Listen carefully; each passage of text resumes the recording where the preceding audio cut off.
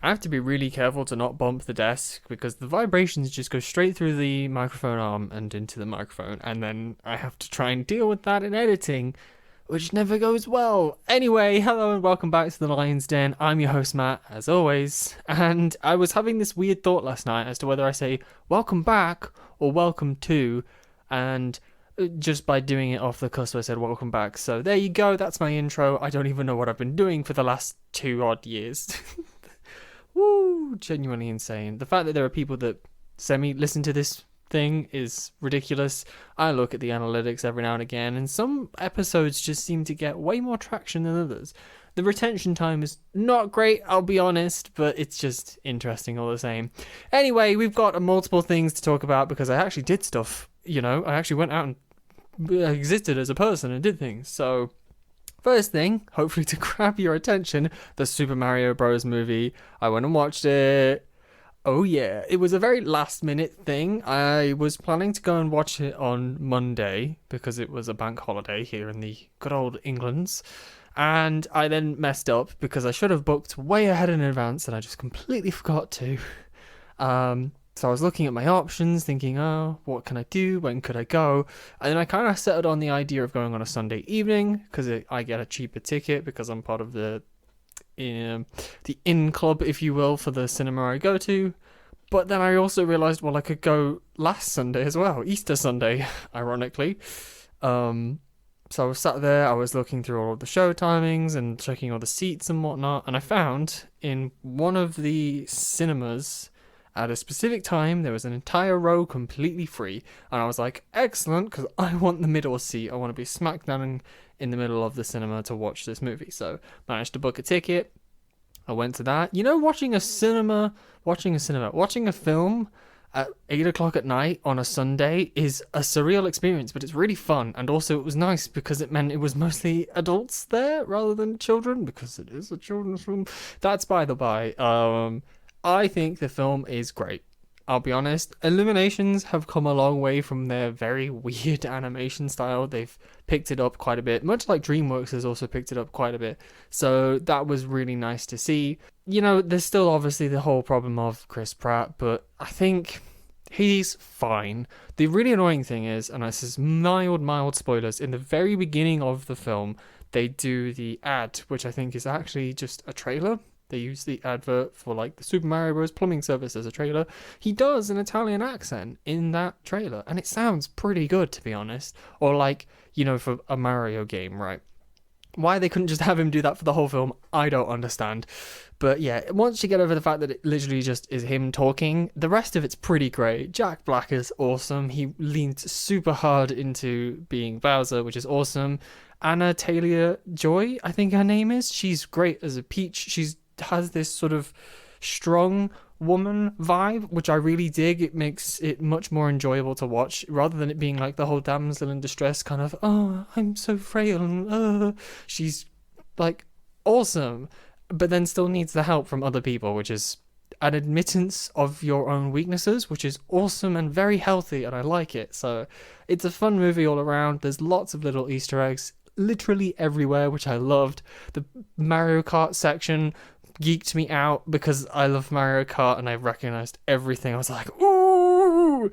So that was just enjoyable, and yeah, well worth it if you are a Mario fan or if you're a child. I imagine it's great either way. That's all I'll say because I don't want to spoil too much. Lots of twists and turns. I'll say that much. Lots of twists and turns. Anyway, next thing, I played snooker for the first time on Monday. It was a very spur of the moment thing because obviously I came back Sunday night from watching the movie, so I slept in and it was raining and gross and stuff. And I just said to myself, I've got the day, what do I want to do? And then I went randomly, I've seen people playing pool and snooker, and I've also seen that they have snooker tables in our gym that I go to, and I thought, why not? I'll book a snooker table and go and play because I've never played snooker, and also every time I've played pool, I'm terrible because I have no idea what I'm doing. Unfortunately, unlike the gym floor where you can ask for a trainer to teach you how to do things, they don't have people that will train you on playing snooker, which is a shame, but they did say that you can just go up there and play by yourself and just knock around. So that was good, that was fun, very tiring. I didn't realise how sore my arm was going to be after playing for an hour of just hitting balls around. The rules of snooker are confusing, I won't lie. I didn't really understand what they were doing, but it was fine because I was playing by myself. If I was playing with someone else, how the rules work in terms of switching back and forth between what colours you're trying to hit, I don't understand, man. I just sort of went with whatever, because really for me, all I wanted to do was to get in there and to practice hitting it, because my control over using the cue to hit one ball into another ball accurately is non-existent because I've had barely any practice doing it. So that was mostly what I was there for. And I think I did improve slowly over the course of the hour that I was there playing for. There was another guy doing the same thing as me, practicing by himself. And when I first entered, the dude was like, yo, do you want to play frames? I looked at him, mildly confused, and I was like, oh, I'm a beginner, I've never played this before, I don't understand the game, so thank you but no thanks. I don't even know what frames mean. I went and asked my dad, who has played snooker and understands the game more than I do, and he was like, I've never heard the expression frames, so I don't know what that means either. But it was enjoyable. It was like oddly therapeutic, just knocking the balls around with a stick. I don't understand. This is really hard to say without it sounding awkward, but I just enjoyed it. I thought it was fun, and I want to do it again. So I'm thinking maybe Sunday afternoons when I'm not really doing anything of interest, I might just go and book a table for an hour and play, because they give you all of the equipment. The table is just there ready to go. It all seems fairly good quality. I have no way to judge the quality of the stuff. People probably would be like, oh no, it's terrible. But for me, as a person who's never played it, it's good. I like it. The next thing, it's full steam ahead, like a train. Tuesday, I went on an escape room. That was exciting. I've only done one escape room before, which is when I went and met some friends down south, and I really enjoyed it. The escape room I did there was kind of run by a small company, so it was all sort of handmade and done by them, as far as I'm aware. So it was really cool, really well done, really nice. And that just kind of got me hooked, because I was like, yes, I like this. I like puzzles. I like the whole interactive room element. It's really good, really fun. So we went and did one with a couple of my friends from work. We went and did one in my hometown. And yeah, fun fact, we only had 3 minutes to spare, which I think is good, because it meant we used the whole hour effectively and got our money's worth, if you will. Either way, if we hadn't have used the whole hour, it was still a phenomenal experience and really enjoyable, so I would highly recommend in that regard. I think as well, the way the room was laid out is you had a main section and then you had a quote secret room, right? And I think if you were close up to the hour just doing the main section, they probably wouldn't have done the whole secret room thing, because you know, you've made it through the main portion. The secret room is just an extra spicy bit on top. So yeah, my only downside, I think I would say to it, is that a lot of the puzzles were for padlocks, so it was just figuring out like a combination code. But other than that, there were a lot of nice interactive elements. There was one section with a computer. There was multiple sections with computers where like you had to do some logging in and figuring out passcodes and stuff, and then searching through the files and everything. That was really cool.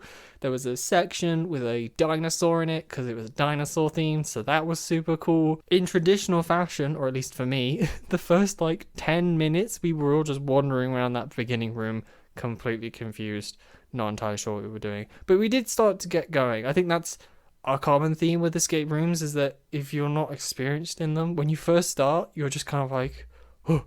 It's like that SpongeBob meme where he's a caveman and you're like, what do I do? And then you see things and you can't really quite put it together, and then you trip into something and that sets you off, and then you just go, and it's great. It's really awesome. This one was cool because it was a 2-floored one. There was a ladder to an upper section for one part of it, so that was awesome. It was like 3.5 rooms, I would say. It was a starting outdoor room, outdoor in quotation marks, an internal bunker room, the secret room, and then the like outside of the bunker section, between the outside and the inside of the bunker, if that makes sense. I'm saying a lot of words that probably don't mean anything if you don't understand the context, but yeah, really good. I enjoyed it. And I think the funny thing was, the guy who was pretending to be like your, how would you say it, like your guide through the scenario, obviously had an influence over what the room did, because there was one section where you had to reprogram the computer with your own biometrics to allow you to gain access to the inside of the bunker. And my colleague jokingly was just like, okay, I've scanned my hand now. I was like, oh, anyone can touch it now. It doesn't matter. It's not that sophisticated. But obviously, it's the guy behind the scenes that's controlling when the stuff works. So she did actually have to be the one to press the buzzer because she's technically the one that signed in. That was quite funny because, like, one of my other people put their hand on it and it's like, oh, it doesn't work. She put a hand on it and it immediately worked. It was funny. So not scary as well. I think a lot of people worry that escape rooms are going to be scary. There are definitely scary themed ones, but the ones I've done have not been scary. So yeah, would definitely do it again. It was good fun. Everyone enjoyed it. Everyone was like, yeah, that was great. Well, we could do another one some other time. So fun.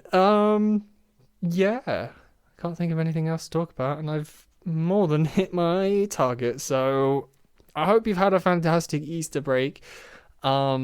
Oh, the Easter egg hunt, that was funny.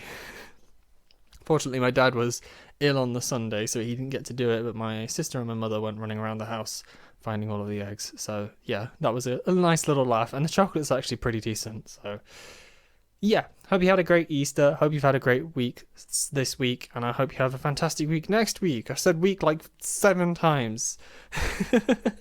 Right, see you later. Bye.